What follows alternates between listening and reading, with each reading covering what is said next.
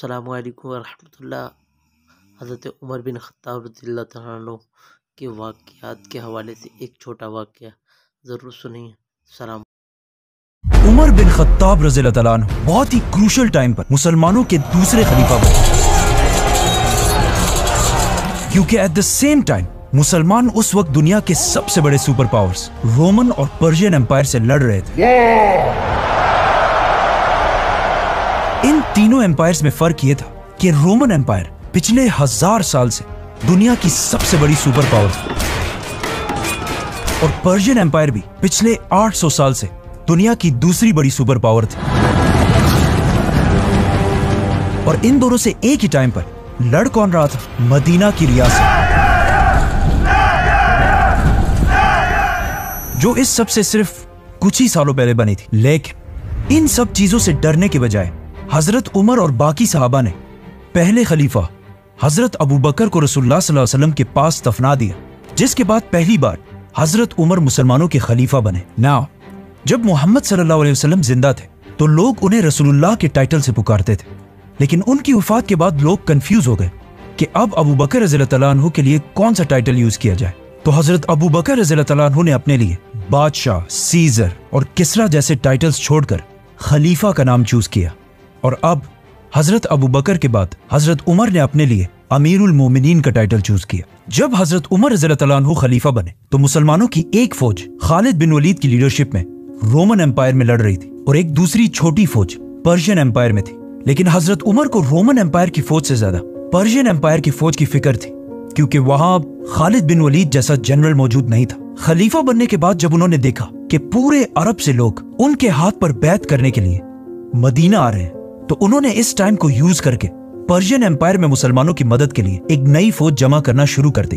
लेकिन यहाँ एक बहुत बड़ा मसला हुआ कि हजरत उमर मस्जिद नबवी में बार बार मुसलमानों को जिहाद की तरफ बुलाते रहे, लेकिन पहली बार उन्होंने देखा कि पर्शियन एम्पायर से लड़ने के लिए मुसलमानों में कोई भी तैयार नहीं था। और ये इसलिए नहीं था कि मुसलमान लड़ लड़ कर थक चुके थे, बल्कि इसलिए क्योंकि उन्हें पता था कि खालिद बिन वलीद पर्शियन एम्पायर में नहीं बल्कि रोमन एम्पायर में, और उनके बगैर कोई भी जंग जीतना इम्पॉसिबल है। ये देखकर हजरत उमर समझ गए कि अब जो ये नए मुसलमान हैं, इनका यकीन और ट्रस्ट अल्लाह के बजाय खालिद बिन वलीद के साथ ज्यादा अटैच्ड है, जो मुसलमानों की इस एम्पायर के लिए बहुत बड़ा मसला था। 3 दिनों के बाद हजरत उमर ने एक दिन बहुत सख्त गुस्से के साथ स्पीच की, तो उनमें से एक मुसलमान अबू उबैद, जो सहाबी भी नहीं थे, खड़े हुए और कहा मैं जिहाद के लिए तैयार हूँ। जिसके बाद आहिस्ता आहिस्ता और भी लोग आगे आने लगे। तो हजरत उमर रज़ियल्लाहु तआला अन्हु ने 1000 की फौज बनाई और उसका लीडर अबू उबैद को बनाकर पर्शियन एम्पायर की तरफ रवाना किया।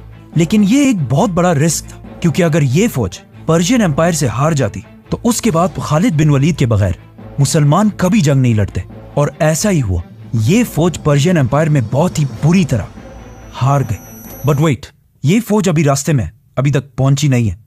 जब ये फौज पर्शियन एम्पायर की तरफ आहिस्ता आहिस्ता जा रही थी तो उधर रोमन एम्पायर में मुसलमानों ने खालिद बिन वलीद की लीडरशिप में उस जमाने के शाम, सीरिया की सबसे इंपॉर्टेंट सिटी दमिश्क, दमास्कस को हर तरफ से घेर चुके थे। और इस फौज को काफी अरसे तक पता ही नहीं था कि अबू बकर रज़ियल्लाहु तआला अन्हु वफात पा चुके हैं और उनके बाद मुसलमानों का नया खलीफा हजरत उमर बने हैं। तो खालिद बिन वलीद की लीडरशिप में ये फौज कई दिन तक कोशिश करती रही कि किसी तरह इस किले के अंदर घुस सके, लेकिन दमास्कस कोई आम सिटी नहीं थी। इसे उस जमाने में पैराडाइज ऑफ सीरिया कहा जाता था, मतलब सीरिया की जन्नत। और अब तक अरब अपना सबसे बड़ा इंपोर्ट इसी सिटी से किया करता था, मतलब दमिश्क इस इलाके में सबसे पावरफुल सिटी थी। और उस जमाने में ये अरबों के लिए ऐसी सिटी थी जिस तरह आज लोगों के लिए न्यूयॉर्क हो। तो मुसलमानों ने उस वक्त की सबसे पावरफुल सिटी दमिश्क को हर तरफ से घेर लिया था। और खालिद बिन वलीद ने इस सिटी के हर मेन गेट पर अपने सबसे बेस्ट जनरल्स को खड़ा किया था, जिनमें से एक जनरल का नाम अबू उबैदा इब्न जर्राह था। आखिर बहुत कोशिश करने के बाद भी दमिश्क फतह नहीं हो सका। लेकिन फिर एक दिन अचानक दमिश्क से एक आदमी खालिद बिन वलीद के पास आया और उसे बताया कि कुछ ही दिन पहले दमिश्क के लीडर के घर बेटा पैदा हुआ है, जिसे सेलिब्रेट करने के लिए उन्होंने एक बहुत बड़ी पार्टी रखी, जिसमें रोमन एम्पायर की फौज को भी बुलाया। और इस पार्टी में ये सब इतनी शराब पियेंगे कि कोई भी अपने होशो हवास में नहीं रहेगा। तो खालिद बिन वलीद ने उसी रात मुसलमानों के एक ग्रुप को इस गेट के सामने खड़ा कर दिया और फिर खुद सिर्फ कुछ और मुसलमानों के साथ बिल्कुल खामोशी से दमिश्क की दीवार पर चढ़कर अंदर घुस गए और मुसलमानों के लिए अंदर से गेट खोल दी। और इस तरह मुसलमानों की फौज का एक समंदर किले के अंदर घुस गया और बहुत तेजी से मुसलमान ईस्टर्न साइड से इस किले को फतह करने लगे।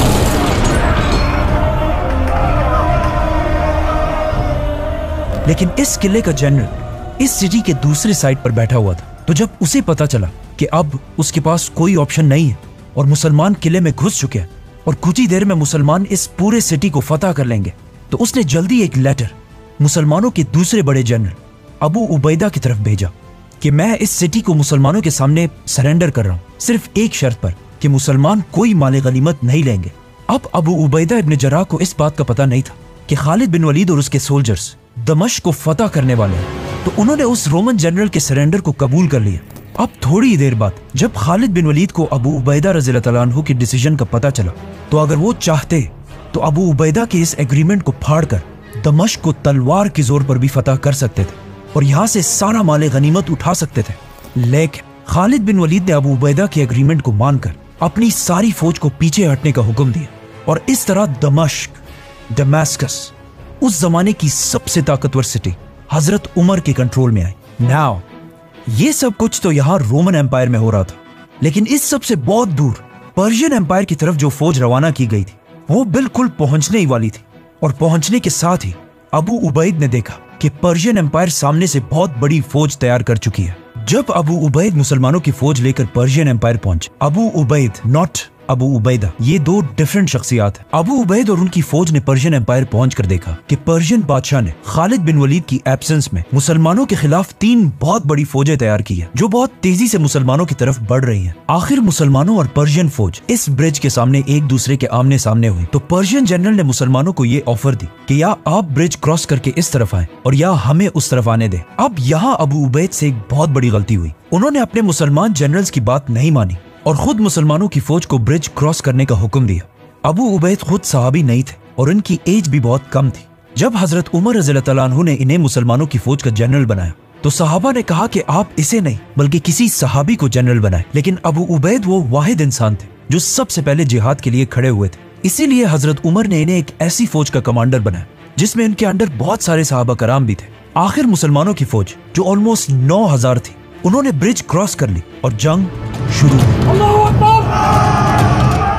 रोमन एम्पायर में दमिश्क, दमास्कस और पर्शियन एम्पायर की हीरा सिटी फतह करने के बाद अब दुनिया में हर कोई मुसलमानों को एक सीरियस थ्रेट समझने लगा था। तो जब अबू उबैद ने अपने घुड़सवारों हॉर्समैन को पर्शियन एम्पायर पर हमले का हुक्म दिया, तो वो सामने पहली बार पर्शियन एम्पायर की फौज में हाथियों को देखकर बिल्कुल डर गए